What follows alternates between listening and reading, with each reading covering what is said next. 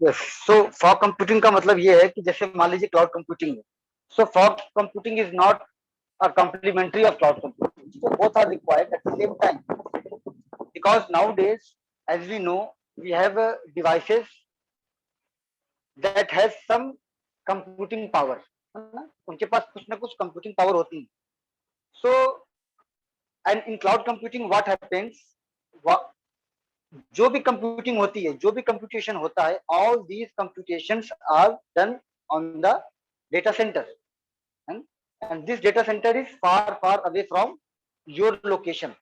वो कहीं भी हो सकता है. अभी जीमेल आप यूज करती हैं, तो जीमेल का सर्वर कहाँ पर है, जीमेल का डेटा स्टोरेज आपका या डेटा सेंटर कहाँ पे, आपको पता नहीं.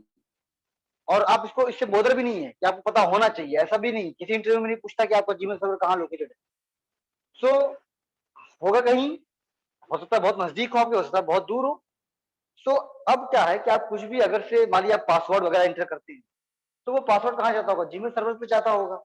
And from there it is verified कि आप जेन्युइन यूजर हैं या नहीं हैं. ऐसी तो होता है रबाब. Yes sir. हाँ, अब देखिए, अब जब यहाँ से डेटा जा रहा है सर्वर पे, मान लीजिए सर्वर आपका यूरोप में है, वहां से फिर आपके पास आ रहा है, तो it will take some time. ये सब तो अब क्लाउड में क्या है कि ठीक है, एक क्लाउड का बेनिफिट ये है कि भाई आपके पास इनफाइनाइट स्टोरेज है, इनफाइनाइट प्रोसेसिंग कैपेसिटी है.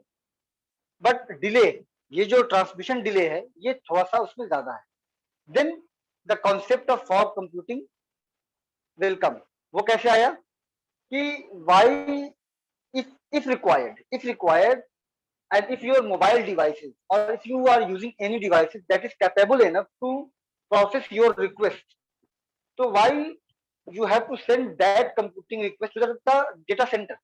ये करने की क्या जरूरत है हमको.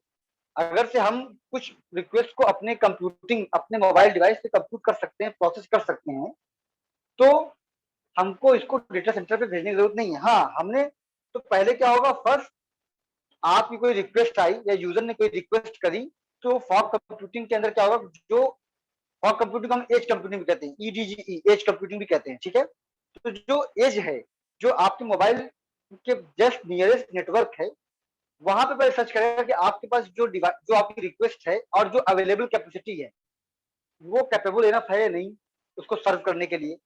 अगर से कैपेबल इनफ है तो वही रिक्वेस्ट सर्व हो जाएगी, और अगर से कैपेबल इनफ नहीं है तो कहाँ जाएगी, क्लाउड के डेटा सेंटर पे. तो डायरेक्ट रिक्वेस्ट ट्रांसफर नहीं होगी क्लाउड पे, पहले कहाँ जाएगी, आपके नेटवर्क पे, जो आपकी डिवाइस है, वहां चेक करेगी कि आपके पास processing capacity, storage, network bandwidth, ये सारी चीजें हैं या नहीं. अगर से फिजिबल है तो क्या करेगा, वो उसको एग्जीक्यूट कर देंगे, और वहां से आपका रिजल्ट आपके पास आ जाएगा. तो इसमें क्या है, जो ट्रांसमिशन डिले है वो कम हो जाता है. ठीक है रबाब. Yes sir.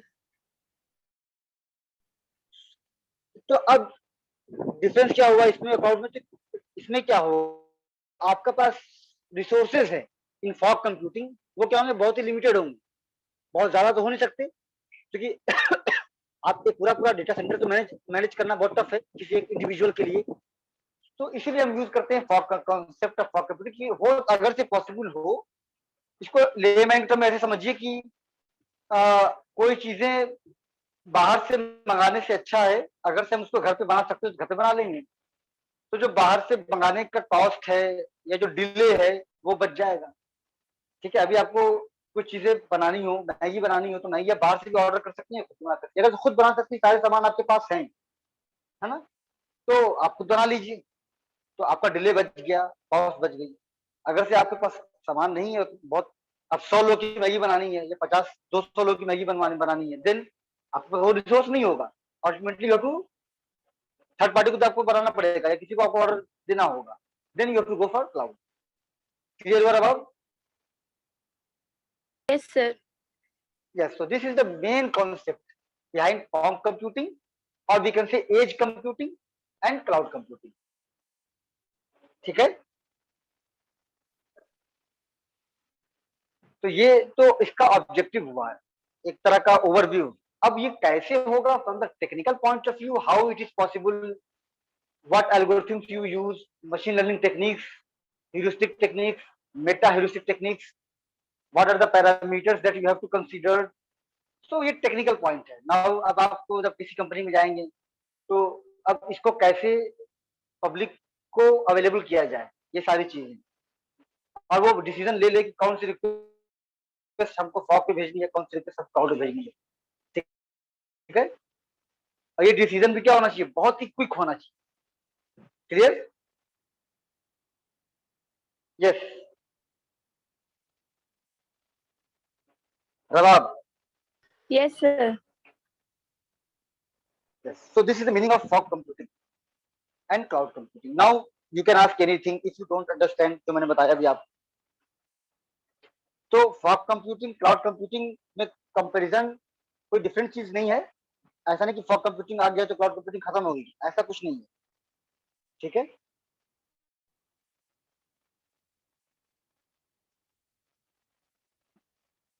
अच्छा रबाब, मैंने कुछ दिया था प्रेजेंटेशन आप लोग को देने के लिए, वो तैयार है? सर हमें टॉपिक नहीं मिला था. तो टॉपिक इसको मिला था. अभिषेक यादव, नेहा पांडे, आपको दिया था मैंने शायद. Yes sir. अभिषेक आप रेडी हैं? Yes sir. Okay, so now I'm just going to make you host. Now you can start your presentation. Okay, just wait. Okay sir, अपने लैपटॉप से मैं जोड़ रहा हूँ, फिर आप होस्ट बना दीजिए. So when you connected with laptop, then let me know. Okay. Okay sir, एक सेकंड. Okay. फहीम आपने दिया था? फहीम. यस सर, हो गया था मेरा. आपका हो गया था. आप दिए थे. नेहा पांडे. और मुझे टॉपिक नहीं पता है. गौरव सिंह. गौरव सिंह. Yes sir. हाँ सर. बताएं मुझे, आपको कौन सा टॉपिक दिया गया था हमने? सर क्वेश्चन 12 और 13 था. तैयार है? नहीं सर, अभी नहीं, वो असल में असाइनमेंट कर रहे थे ना, बस मैं तैयार कर लूंगा सर आज से कल में. असाइनमेंट का ही तो क्वेश्चन है वो, अलग से तो कुछ है नहीं. हाँ सर, लेकिन प्रेजेंटेशन बस अभी बस सर एक दो दिन में तैयार कर लूंगा सर. ओके. एक दो दिन या कल या परसों, क्या बताइए, एक डेट बताइए. सर कल या परसों, परसों. ये बताइए. परसों. परसों. ओके. परसों यानी सैटरडे. Yes sir. ठीक है, फ्राइडे. ओके. ठीक है. Okay sir. Okay. Okay. Rabab and Huma, I'm just assigning you some topic. Just wait. Let me share my assignment first. This is assignment. So, Rabab. Yes, sir.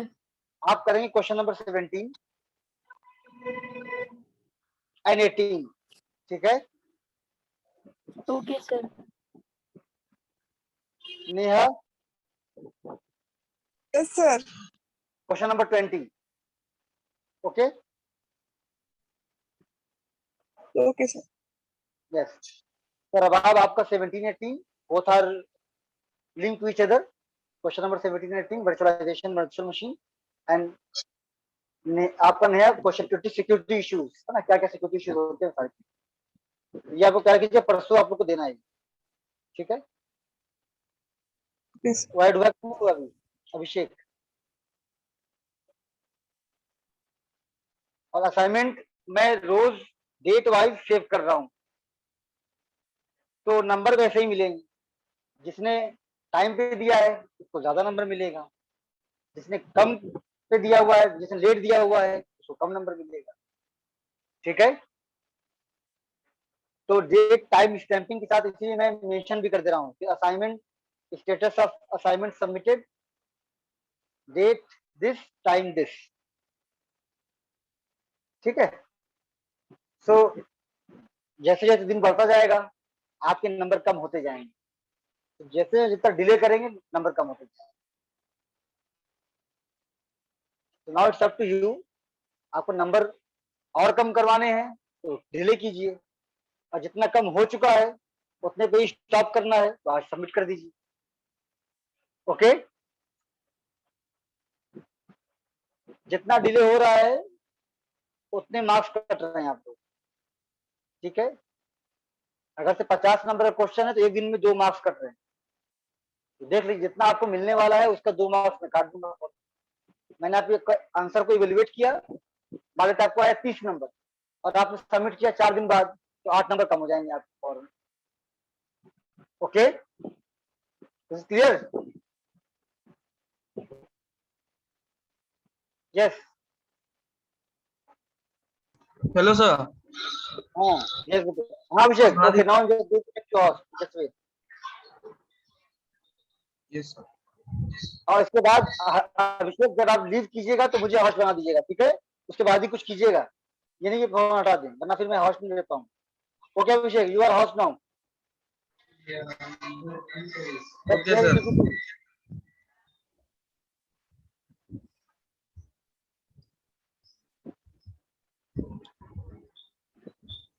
इसमें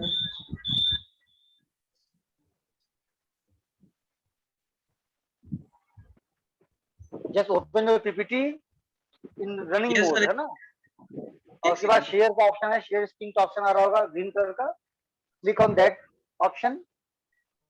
उसके बाद आपको browse करने को आएगा, जहां ब्राउज करना है वहां ब्राउज कर लीजिए, then start.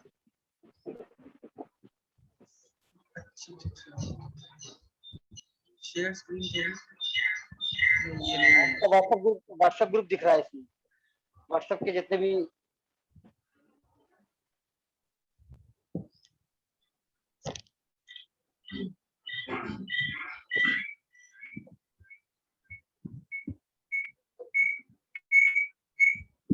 Yes correct, now is visible, go ahead.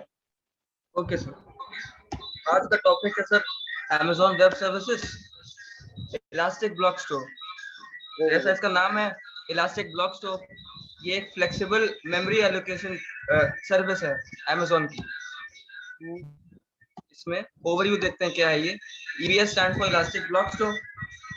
EBS allows you to create storage volumes and attach them to the EC2 instances। मतलब जो EC2 होता है इलास्टिक कंप्यूट क्लाउड, वो एक हमारा वर्चुअल सर्वर होता है क्लाउड कंप्यूटिंग में, और जो ये EBS है उसी सर्वर की वॉल्यूम है जो अटैच होती है। Once the storage wall is created, you can create a file system on the top of these volumes, and then you can run a database, store the files, applications, etc। मतलब जैसे normal disc create होती है वैसे ये volume create होती है, और इस पे यही जैसे मतलब कोई एप्लीकेशन रन करना या फाइल स्टोर करना वगैरह वगैरह। EBS volume is a disk which is attached to an EC2 instance. वही जो पहले बताया था मैंने, EC2 इंस्टेंस मतलब वही आपका एक वर्चुअल सर्वर है, और ये वॉल्यूम जिस पे अटैच्ड है। इसके वॉल्यूम टाइप्स 2 टाइप के होते हैं। Amazon EBS provides 2 types of volume that differ in performance characteristics and their price। यही 2 होते हैं medium, SSD and HDD। SSD stands for solid state drives। ये अवेलेबल होती हैं 120 GB to 4 TB। It supports up to 4000 input output operations per second। Reading और writing का जो unit होता है मेजर करने का, वो IUPAC ही होता है। तो SSD का बहुत हाई होता है और बहुत फास्ट होता है। ये थोड़ी एक्सपेंसिव होती हैं लेकिन फास्ट होती हैं। SSD storage is very high performing but it is quite expensive as compared to HDD storage। These are optimized for frequent read-write operations। मतलब जहाँ पे ज्यादा काम हो रहा है, मतलब often, वहां पे ये SSD ज्यादा काम आती है। SSD के भी कुछ टाइप्स हैं, general purpose SSD and provisioned IOPS SSD।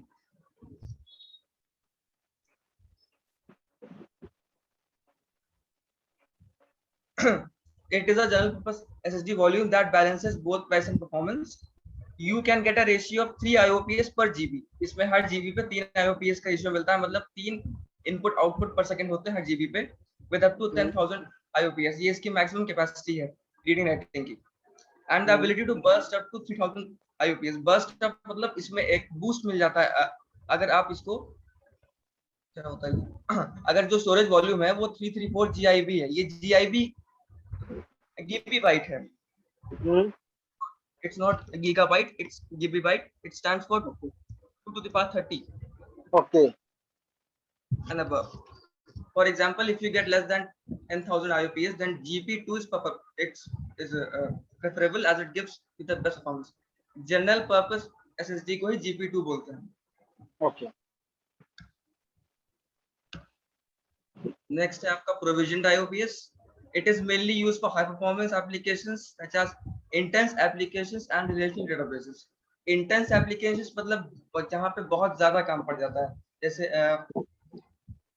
अब कैसे बताएं, मतलब जैसे कि इसमें लिखा हुआ है no SQL databases, no SQL databases are, ये सब इस समय जरा भूल गए, ध्यान नहीं है, लेकिन कुछ अच्छा होता है. Okay, just go ahead. Go ahead. It is used when you require more than 10,000 IOPS. वही सेम जो था. Next है आपका hard disk drive.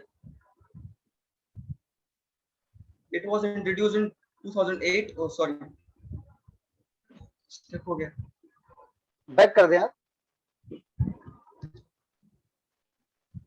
Yes. The size of a DD based storage could be between 1 GB to 1 terabyte. इसका थोड़ा कम होता है SSD से. It can support up to 100 IOPS. ये SSD से स्लो है और ये उससे थोड़ा चीप मिलती है. Types of SSD. Throughput optimized SSD. Throughput क्या था? Throughput था हमारा कितनी जल्दी रीडिंग राइटिंग डेटा हो सकता है. वो जो कैपेसिटी होती है एक ड्राइव की, उसको थ्रूपुट बोलते हैं. ड्राइव में throughput optimized SDD is a low cost SSD designed for those applications that require higher throughput up to 500 Mbps. It is useful for those applications that require the data to be frequently accessed. इसमें भी frequently मतलब ज्यादातर जो access किया जाए. SSD में क्या था, जहां पे frequently यूज किया जाए, और इसमें सिर्फ एक्सेसिंग है, मतलब ज्यादा काम नहीं पड़ता लेकिन देखना पड़ता है. The size of the throughput hard disk can be 500 GIB to 16 TIB. इसमें भी GIB भाई GB बाइट है और TIB है टेबी बाइट. टेबी बाइट वो होता है 1024 GIB and GIB is 2 to the power 30 bytes. GB, sorry. It supports up to 500 IOPS. भाई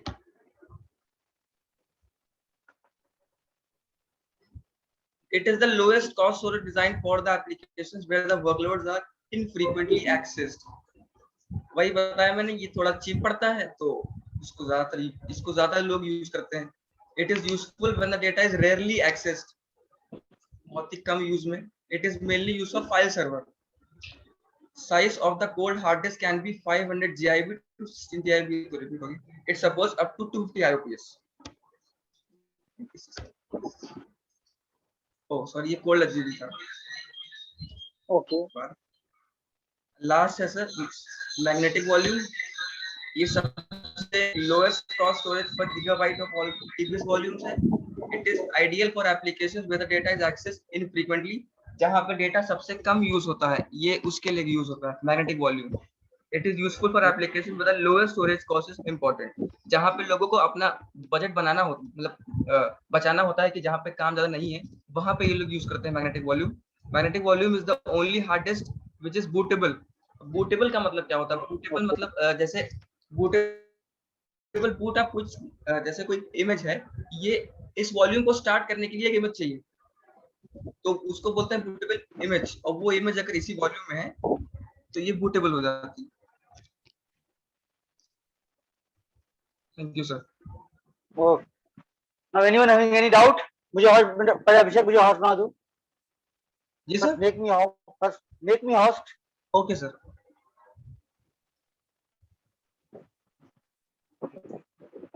सब होस्ट कैसे, इसमें मोर में जाएंगे? हाँ, मोर में मेरे नाम के आगे मोर में आइए, वहां पे होस्ट आ जाएगा.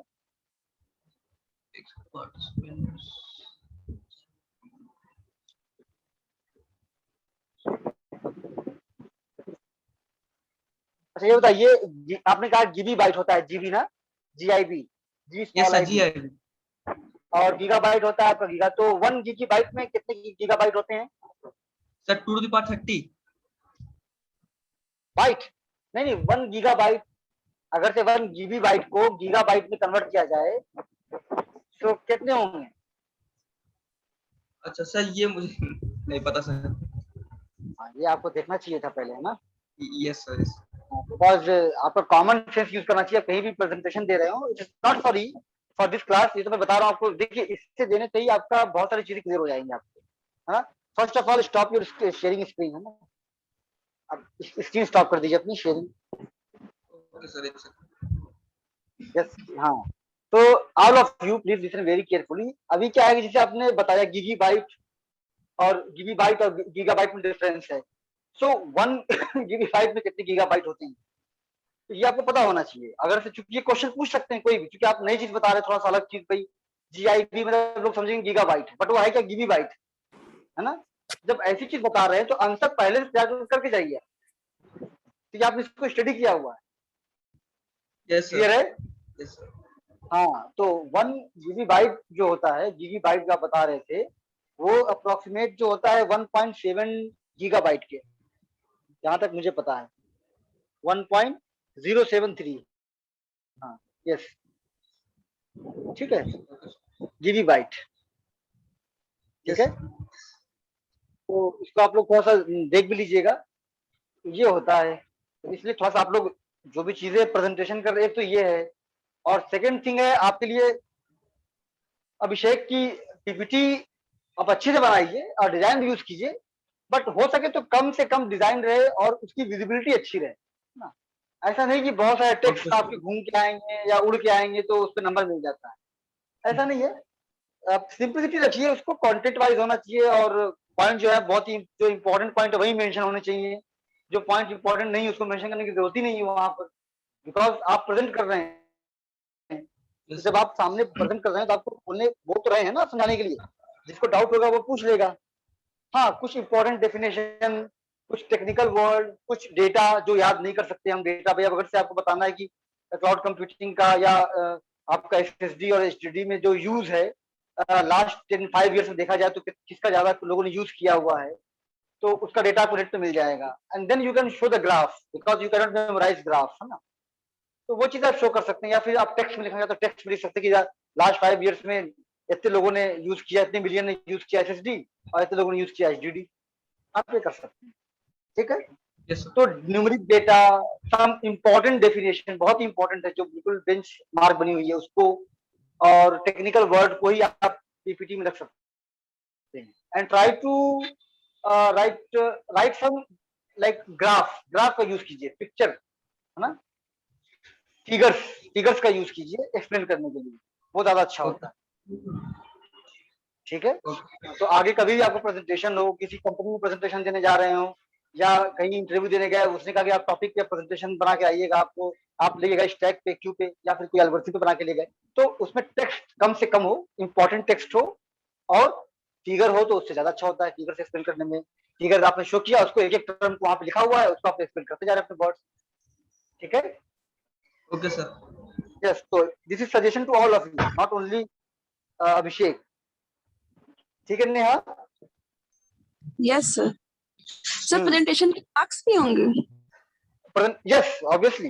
जैसे देखिए, प्रमोट मुझे करना है, तो जो जो लोग प्रेजेंटेशन चल रहे हैं, क्लासेस कर रहे हैं, उनको एडवांटेज तो मिलेगा ही, ठीक है। प्रमोट पे कोई फेल नहीं होगा, लेकिन अगर से मार्क्स देने की बात आएगी तो जो क्लास कर रहे हैं उनको ज्यादा मार्क्स मिलेंगे एज कम्पेयर टू दो जो बिल्कुल ही नहीं आ रहे हैं। बट फिर फाइनल ईयर के पेपर तो होंगे?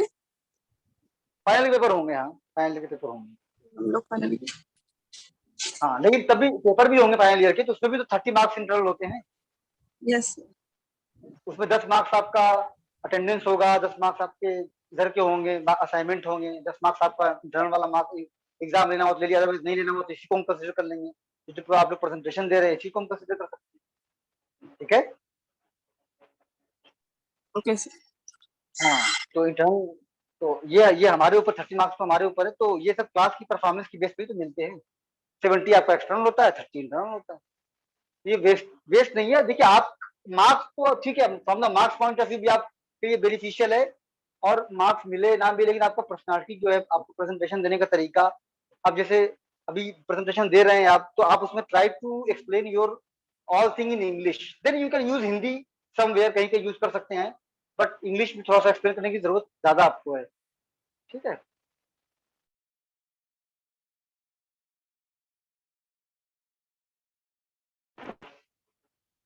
क्लियर है बेटे?